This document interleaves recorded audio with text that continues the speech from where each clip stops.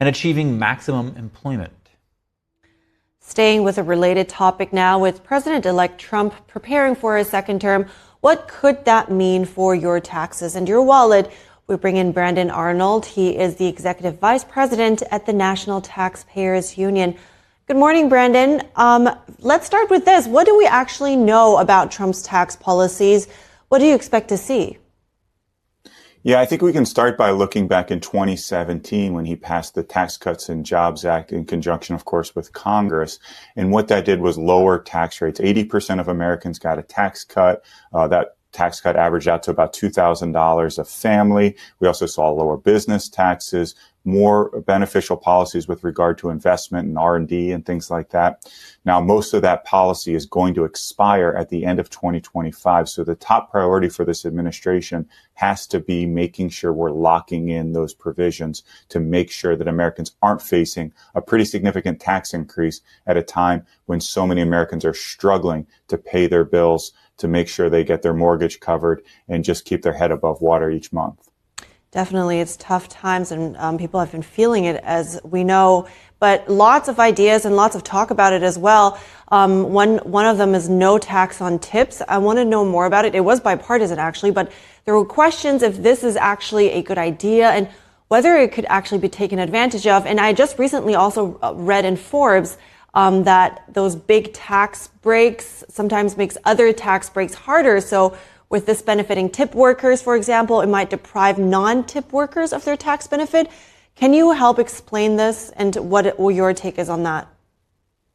Yeah, it's kind of a tricky policy, and you're right. It was adopted originally by Trump, and then Kamala supported it as well. It's not really the best idea. It's not going to create a lot of economic growth and stimulus. It will give some people some tax relief, of course, if you're getting tipped income. But you also have to tackle the fundamental question of fairness. Why is a waitress or waiter at a restaurant getting a significant tax cut while the person that's maybe washing dishes or cleaning tables or so forth is not? You know, it doesn't seem to be fair. They're both working their tails off, and they should both be entitled to low taxes and a similar tax structure. And then the math problem, and I mean that in a macro sense here, when we're talking about doing tax reform here, we also have to look at the fact that we have an enormous federal debt that we're facing. So every type of policy that we want to put in this tax package probably means that something else falls out. So if we are going to do no taxes on tips, does that mean we're going to have to raise taxes on businesses? Does that mean we're not going to be able to provide as large a child tax credit that's going to help working families? There are certain trade-offs involved here. And for me, this no tax on tips policy is pretty low on the priority list. Interesting. Now, Trump also mentioned that he would lift the SALT deduction cap. Tell us more about what that is exactly and how it could impact Americans, and I think homeowners was the thing as well. Yeah, I mean, the SALT cap, this is the state and local deduction. It was capped in 2017. I think Trump's policies were right then.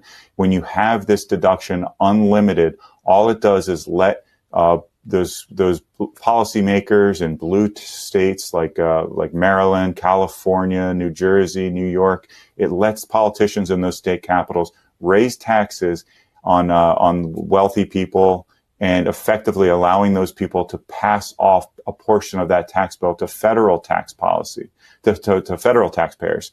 So it's really lousy policy. I think the SALT deduction should be eliminated altogether. I don't think that cap should be increased. And again, if you raise that cap, you're providing a tax cut to the wealthiest people in the bluest states in this country.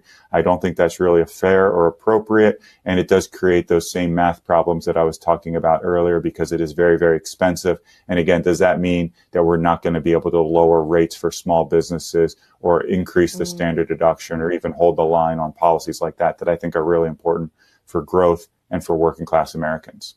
Okay, so talking about expensive though, what are the implications here for from all the tax cuts? What are the implications for the budget deficit? I mean, Trump also wants to cut income taxes, and he's planning the federal income taxes, and he's planning to offset that with tariffs. But is this a good idea? And in my understanding, wasn't part of, the goals of those tariffs that it should achieve less imported goods? Yeah, I mean, we're in a tricky spot here when it comes to the debt, to put it mildly.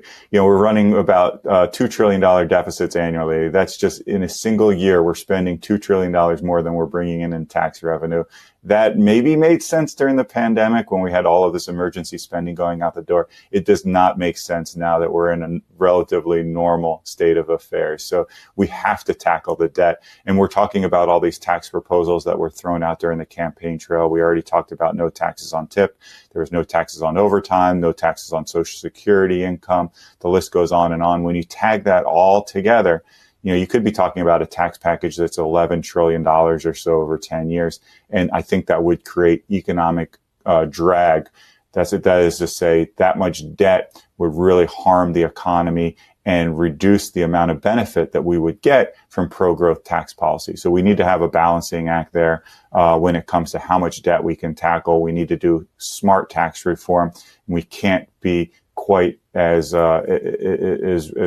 fiscally irresponsible as we've seen certainly over the last few years. That's got to be an extraordinarily high priority. Tariffs, horrible idea. Tariffs raise prices. The reason Trump got elected on Tuesday was because people want prices to come down. If you increase tariffs, that will necessarily force prices up. That's bad for manufacturers. It's bad for consumers. And it would be really bad for Donald Trump as well.